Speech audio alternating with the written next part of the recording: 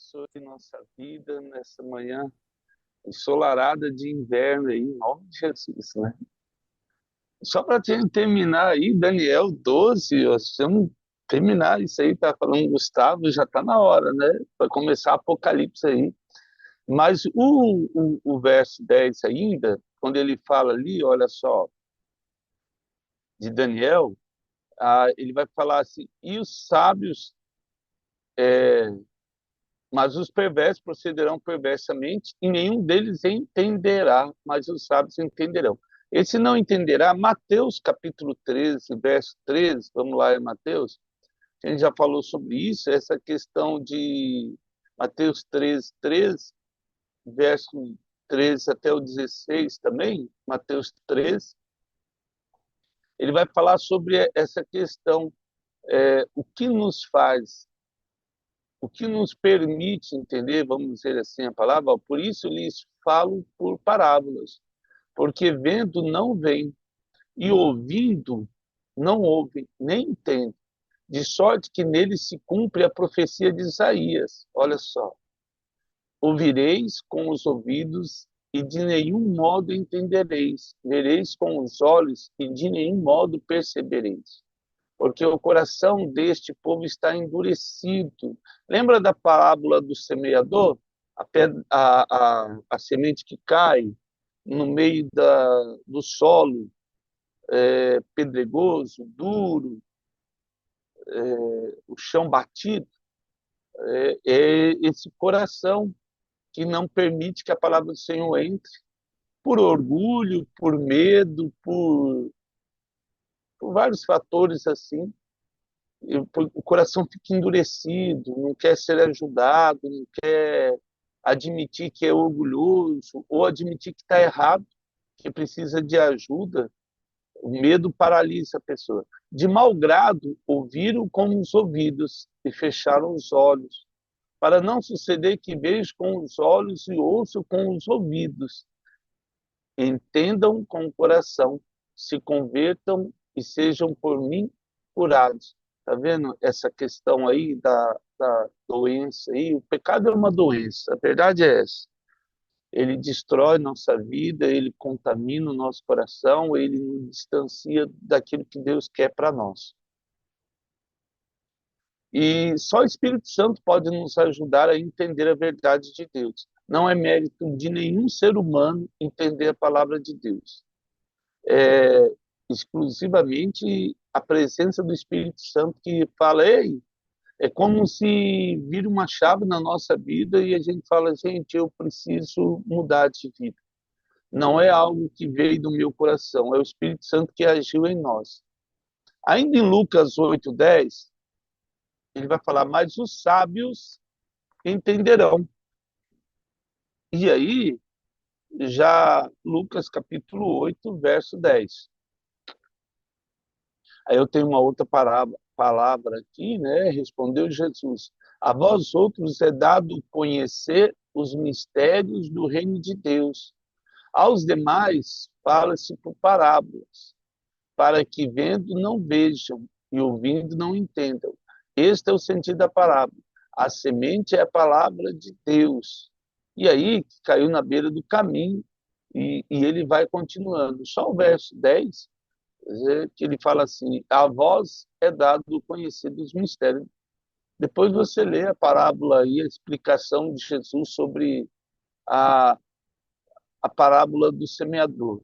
É que caiu na beira do caminho, aquele chão batido, é aquele que ouve, aliás, ouve a palavra, mas não deixa ela entrar no coração, vem o diabo e rouba essa palavra.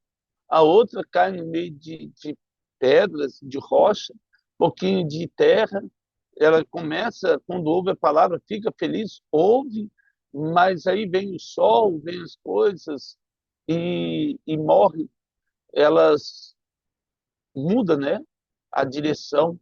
A outra semente que caiu no meio dos espinhos, e aí ela cresce, fica animada com Jesus, feliz, e vai bem até durante um tempo, mas depois ela é sufocada pelo mundo que envolve, pelas paixões do mundo, pelas tribulações também que o mundo oferece. e só uma caiu num solo onde ela produz 30, 60 e 100 por um, certo? Nós somos esses sábios, amém? Que pela graça e misericórdia de Deus entendemos a verdade de Jesus. Verso 11 agora de Daniel 12, vamos lá. Se Deus quiser, hoje a gente termina Daniel. O verso 11 de Daniel: depois de um tempo em que o sacrifício diário for tirado e posta a abominação desoladora, haverá ainda 1.292 dias. Então vamos lá, 1.292 dias. Depois de 3 anos e meio, nós vamos entender isso melhor em Apocalipse. O que acontece? Só para recapitular antes da gente entrar. No momento em que a igreja é arrebatada, o arcanjo vai trocar a trombeta, em Tessalonicenses vai dizer isso aí. Então, o que acontece? O arcanjo toca a trombeta no meio do céu e Jesus está ali do lado. A igreja sobe e é arrebatada. Quem? Aqueles que estiverem, primeiramente, mortos, lá desde a época de Abel, os santos, tá bom? De Abel, não os ímpios, os santos, os que se converteram a Jesus. Não pense que as pessoas não se convertiam antes da vinda de Jesus. Eles se convertiam a Jesus pela esperança divina e Salvador. Hoje, nós somos convertidos não pela esperança da vinda de um Salvador, mas pela a crença que o Salvador veio e ressuscitou dentre os mortos, sendo este o primogênito dos mortos. Aí a igreja sobe até os mortos primeiro, justos, depois a igreja, nós, os vivos, como diz o apóstolo Paulo, nós não vamos ir na frente deles, vamos logo depois. Aqui Jesus nos recebe e nós vamos para o casamento, as bodas do Cordeiro. Jesus leva, é igual um casamento, mesma coisa do casamento. O Pai entrega, o Espírito Santo entrega a noiva até Jesus, e Jesus pega a noiva, vai até Deus e Deus faz um casamento. Depois eu tenho as bodas do Cordeiro durante 7 anos. Isso é lá no céu. O que está acontecendo aqui na Terra? Quando a igreja é arrebatada, imagine o caos que vai ser aqui. Só que vou ter aí casas, carro, comida, vai sobrar muita coisa. Nesse momento de caos, nós vamos ter aí uma época realmente assim de confusão, porque ninguém sabe o que aconteceu. Nesse momento vai levantar um Salvador, o anticristo, a besta que surge do mar, e eu tenho uma besta que surge da terra, um judeu que vai ser o falso profeta. Ele tem que ser judeu. E ele vai dizer para as pessoas que o Salvador é esse, o anticristo. Durante esse momento aí, ele vai fazer alguma coisa boa, organizar, vai ser um arquiteto, assim, não a profissão, a de arquitetar, no sentido de organizar. E quando der 3 anos e meio, ele vai sofrer ou um atentado, não sei dizer, ou uma doença que vai quase levar à morte, e o anticristo, o falso profeta, vai ali orar por ele, e ele vai tipo que ressuscitar, mas não chega a morrer, mas sabe, aquele discurso, aquela propaganda. E aí, nesses 3 anos e meio, é essa parte que Daniel está falando agora. O que vai acontecer? Durante esses 3 anos e meio primeiro, o anticristo vai fazer de novo sacrifício, de matar uma ovelha. Lembra que nós já falamos sobre isso?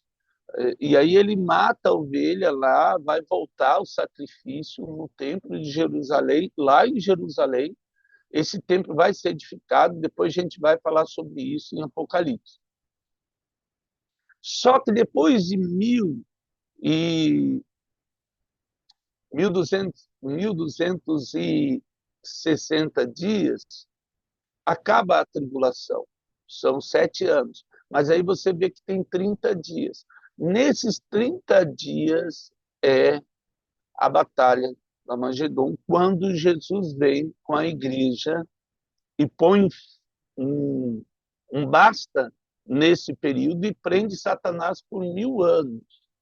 Esses 30 dias restantes. Você vai ver que durante 30 dias é a nossa deixa aí. Então vamos lá. Mateus 24:15. Então vamos ver. Essa é a explicação. Agora vamos lá, Mateus 24:15. Daniel 9:27 fala desse tempo aí também. Mas Mateus 24:15, grava esse capítulo de Mateus, é importante. Quando, pois, vides o abominável da desolação, do que falou o profeta Daniel, citando Daniel ali, no lugar santo. Ou seja, o anticristo no lugar santo, que é Jerusalém, onde está o templo. Então, os que estiverem na Judéia aí fujam para os montes, aí ele vai descrevendo. Vamos para 2 Tessalonicenses 2:4 agora. Esse texto a gente já leu aí várias vezes, depois a gente vai ler ele de novo, mas 2 Tessalonicenses 2:4, vamos lá. O qual se opõe e só vamos ler o 3 ali, volta ali, só para ninguém de nenhum modo vos engane, porque isso não acontecerá. Ou seja, não pense que nós já estamos vivendo tribulação, apesar de ter alguns países que, infelizmente, as pessoas sofrem. Esses que estão em guerra agora, se você pegar ali o pessoal da Palestina, o pessoal da Ucrânia, os povos africanos que vivem em guerrilha, sendo explorados aí de todos os jeitos,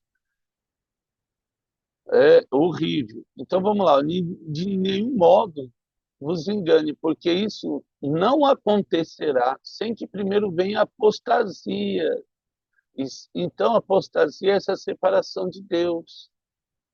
O mundo está assim, cauterizado com o pecado. E seja revelado o homem da iniquidade. Quem que é o homem da iniquidade? O filho da perdição? O anticristo. O qual se opõe e se levanta contra tudo que se chama Deus ou é objeto de culto, a ponto de assentar-se no santuário de Deus. Olha o nível lá. Então, eles vão fazer um templo, esse templo, e ele vai entrar no templo de Deus ali. O problema é que ainda o povo acha que Deus habita em lugares construídos pelo homem. Jesus já falou isso. Eu vou destruir esse templo em 3 dias e vou ressuscitar esse templo, reconstruir ele. E o povo esperando ele reconstruir o templo de Salomão. As pessoas ainda estão nesse negócio do templo de Salomão aí, que vai ser reconstruído. E vai. Durante a tribulação, Israel vai reconstruir o templo de Salomão, mas a glória de Deus não vai estar lá dentro. A glória de Deus está em nós, na igreja, habita no meio de nós. E lembrando que a igreja vai ser arrebatada, o Espírito Santo vai embora. Imagine que durante 7 anos não vai ter o Espírito Santo mais. Vai ser como no Velho Testamento. As pessoas vão ouvir de Deus e aí elas vão permitir a presença de Deus ou não. Lembrando que, mesmo assim, Deus vai agir. Não quer dizer que o fato do Espírito Santo ter ido embora, que Deus não vai agir como agia no Velho Testamento. Deus visitava, como visitou Gideão, Davi, Abraão, vai ser no mesmo nível. Não vos recordais de que ainda convosco eu costumava dizer essas coisas? Jesus falando. E agora sabeis o que detém, para que ele seja revelado somente em ocasião própria. Ou seja, quem que detém a vinda do anticristo? Com efeito, o mistério da iniquidade já, e aí ele continua, né? Já opera e aguarda somente que seja afastado aquele que agora o detém. Quem que o detém? O Espírito Santo, a igreja. Olha só como é que é uma ambiguidade, vamos dizer assim. Porque nós temos que pregar de Jesus, e a palavra de Deus fala que enquanto toda a humanidade não conhecer de Jesus, o Espírito Santo não pode vir.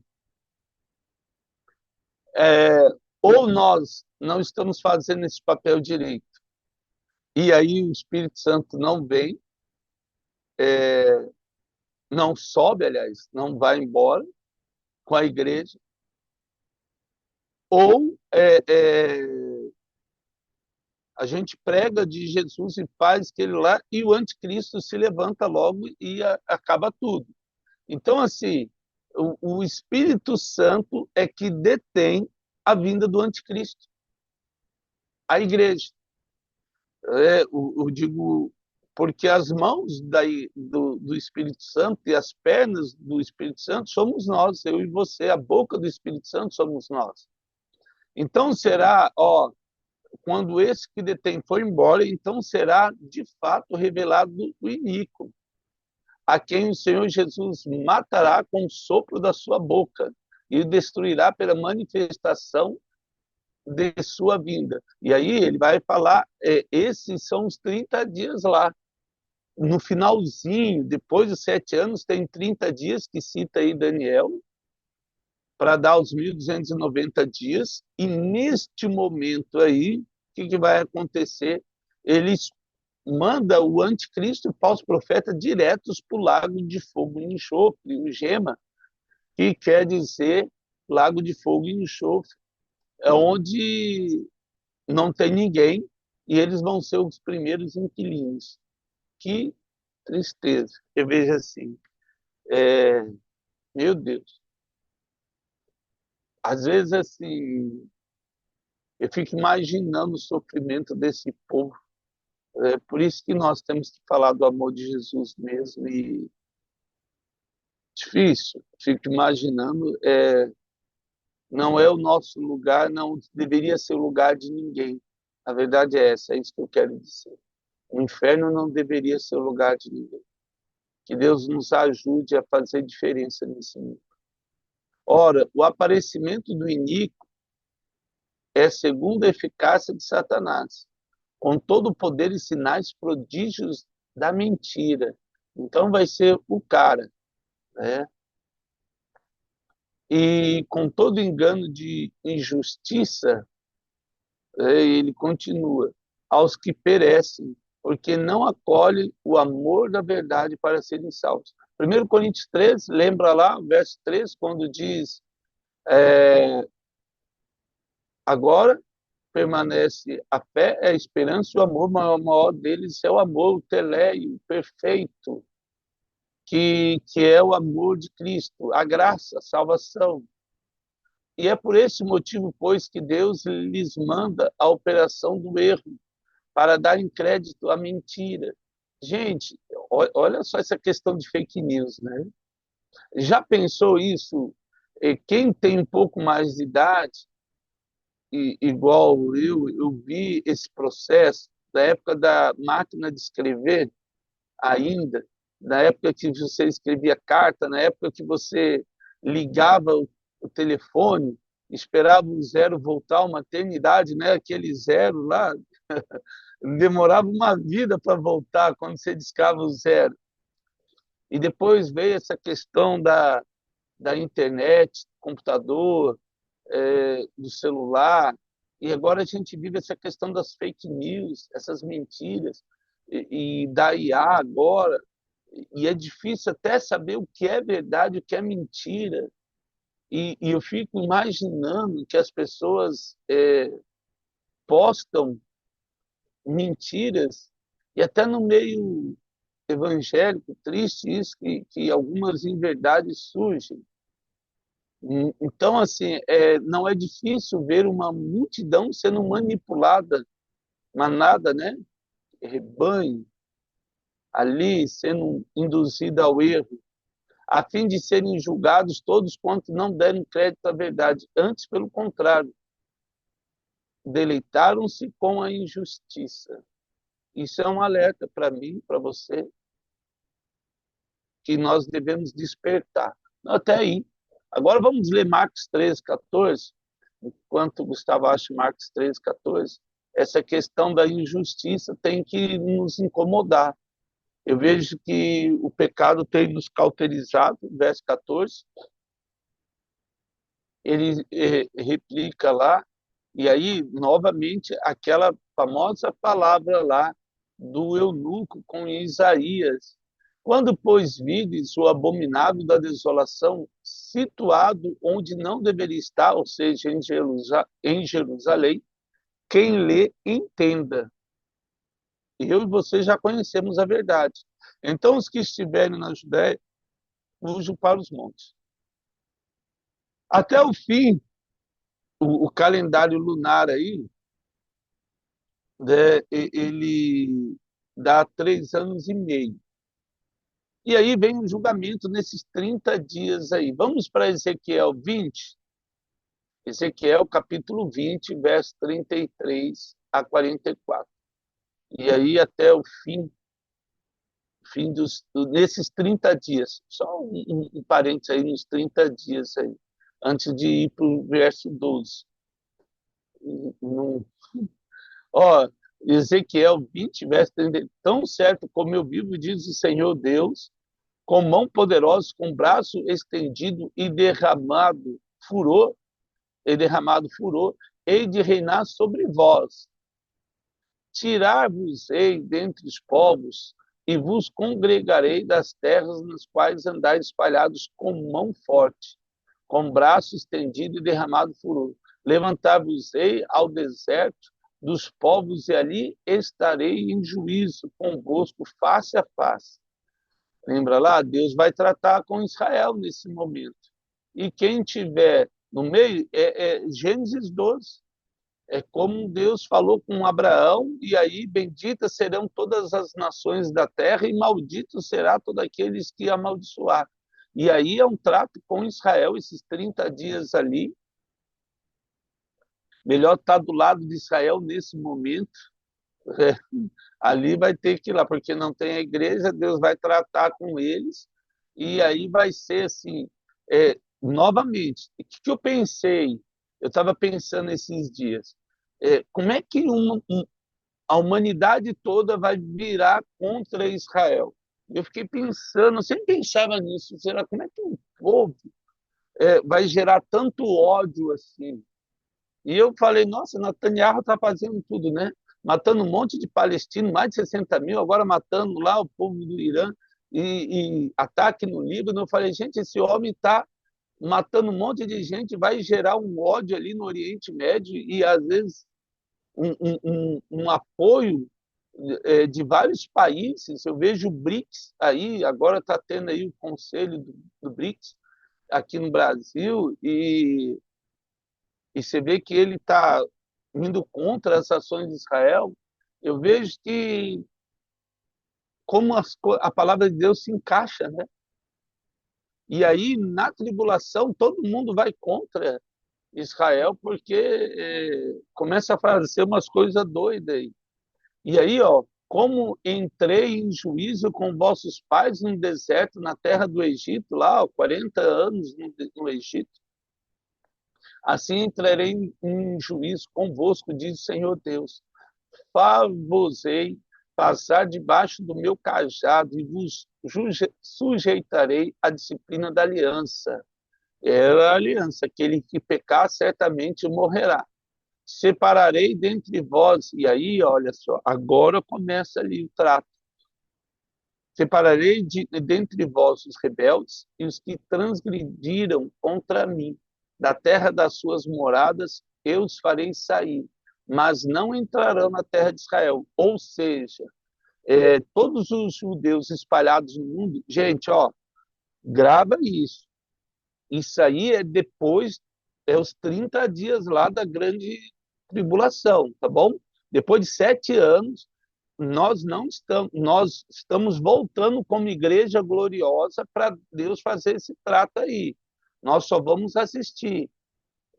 Entenda que hoje, quem se converte não tem pátria nesse mundo. Não importa se ele é muçulmano, católico, evangélico, budista, não importa se ele nasceu na China, na Índia, Israel, no Brasil, na Argentina, não tem pátria, não tem religião. Todos se tornam cristãos porque creem em Jesus e vão para o céu. Isso é muito importante, porque as 70 semanas é um trato de Deus com Israel. A igreja é a cereja do bolo, somos nós. Então, assim, a noiva não participa dessas doideiras aí, dessas guerras. Nós estamos lá. Tem gente que acha que, né, vai pegar a espada e vai matar todo mundo, pelo amor de Deus. Esquece isso aí. Nós não estamos para matar, nós estamos para salvar as pessoas em Jesus. O cristão, a arma do cristão é o joelho. Assim como foi de Daniel, assim como foi José no Egito. As armas do diabo é a espada. Por isso que Jesus olhou para Pedro e falou: filho, quem vive da espada, morre pela espada. Lembra disso aí? Então, o cristão não tem que usar as armas do diabo. A violência é as armas do diabo, não a nossa. Aí ele continua: entrarão na terra de Israel, não entrarão na terra de Israel, e sabereis que eu sou o Senhor. Quanto a vós outros, e aí ele continua: ó casa de Israel, assim diz o Senhor Deus, ide cada um sirva seus ídolos, e aí ele permite mesmo, tá nem aí, olha só. Agora e mais tarde, pois que a mim não me quereis ouvir, mas não profanei mais o meu santo nome com as vossas dádivas e com os vossos ídolos. Imagine o tanto de animais que vai matar na tribulação. Gente, o povo de Israel é doido de tudo ali, né? Vai voltar ao sacrifício, assim, a heresia total ali. E Deus vai falar: gente, vocês faz o que quiser com seus ídolos aí, mas chega. Não vão ficar nesse negócio que nós somos a nação eleita, menina dos olhos de Deus, e a gente pode fazer o que quiser, que Deus está do nosso lado. Lembra de Ai, esse maldito orgulho? Então, o pessoal de Ai, lá, quando Israel foi atacar Ai, ele viu nesse orgulho. Israel viveu nesse orgulho. E lembra de Josias? Ele, quando Neco veio, foi lá, o faraó matou Josias, e olha que era um homem de Deus mesmo, Josias. Mas assim, é, o provérbio diz que o orgulho precede a queda. E esse vai ser um tropeço gigante de Israel, o maldito orgulho.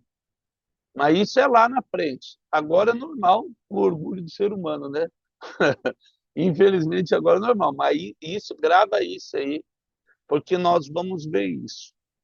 E você vai lembrar disso lá, pode ter certeza. Quando nós tivermos, falar, nossa, isso estava escrito. E aí ele continua: porque o meu santo monte, no monte alto de Israel, diz o Senhor Deus, ali toda a casa de Israel me servirá toda. Naquela terra ali me agradarei deles, e ali requererei as vossas ofertas, as primícias das vossas dádivas, com todas as vossas coisas santas. Agradar-me-ei de vós como de aroma suave, quando eu vos tirar dentre os povos e vos congregar das terras em que andais espalhados, e sereis santificado vós perante as nações. Sabereis que eu sou o Senhor quando eu vos der entrada na terra de Israel, na terra que, levantando a mão, jurei dar a vossos pais. Ali vos lembrarei dos vossos caminhos. Olha só, e todos os vossos feitos. Lembra, esse texto aqui é a conversão dos 144 mil de Israel, de 12 mil de cada tribo. Depois nós vamos ver isso em Apocalipse. Esse trechinho aqui, olha só, essa conversão. Vos converterei dos vossos caminhos e de todos os vossos feitos com que os contaminastes, e tereis nojo de vós mesmos, por todas as vossas iniquidades que tendes cometido. Sabereis que eu sou o Senhor quando eu proceder para convosco, por amor do meu nome, não segundo os vossos maus caminhos. A salvação não vem pela obra. Efésios 2 vai dizer isso, mas pelo dom de Deus. Nem segundo os vossos feitos corruptos. Ó casa de Israel, diz o Senhor. Esse trechinho aqui é a conversão dos 144 mil lá de Apocalipse. A gente vai falar mais sobre ele lá. Amém? Irmãos, ó, amanhã a gente termina o verso 11 aí. Eu queria só ler mais dois textos depois, não vai dar. Mas agora você começa a ver os arranjos aí. Depois nós vamos estar falando sobre isso aí em Apocalipse. Amém? Que Deus nos abençoe ricamente nesse dia, nos enche com a graça dele, com o discernimento, com a sabedoria. Que Deus tenha misericórdia do povo de Israel, que haja ali sanidade, que haja ali misericórdia, que haja ali direcionamento do Espírito Santo de Deus. Que Deus tenha misericórdia daqueles que morrem em guerra nesse dia. Obrigado, Jesus, porque nós estamos tão longe de vivenciar esse mundo, ó Pai, e que às vezes nos esquecemos até de orar por esse povo, ó Deus, que infelizmente padece hoje de sede, de fome, que morrem sem ter às vezes esperança nenhuma, sem saber se terão um lugar para descansar nessa noite, nesse dia, ó Pai. Que teu Espírito Santo alcance essas vidas e tenha misericórdia delas. Dá-nos, de alguma maneira, ó Deus, condições de, através da oração ou através de qualquer outra ajuda, mudar a situação desse povo. Ele peça em nome de Jesus. Amém. Amados, que Deus nos abençoe no restante desse dia lindo e abençoado aí.